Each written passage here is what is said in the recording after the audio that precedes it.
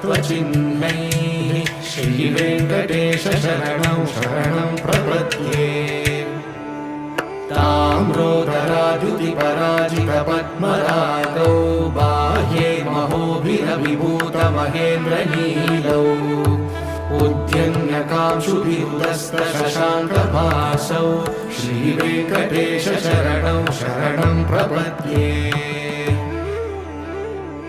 सप्रेमगीतिकमलाकरपल्लवाभ्यां संवाहनेऽपि सपदि क्लवमादधानौ कान्ता भवान् मनसगोचरसौ कुमार्यौ श्रीवेङ्कटेश शरणं शरणं प्रपद्ये।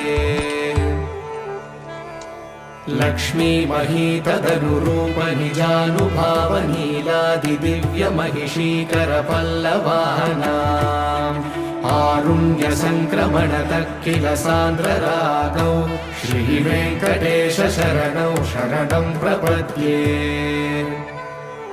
नित्यानमद्विति शिवादिकिरीटकोटिः प्रद्युक्तदीप्तनवरत्नमहः प्ररोहैः नीराजनाभिधिमुदारमुपाददानौ श्रीवेङ्कटेश शरणं शरणं प्रपद्ये।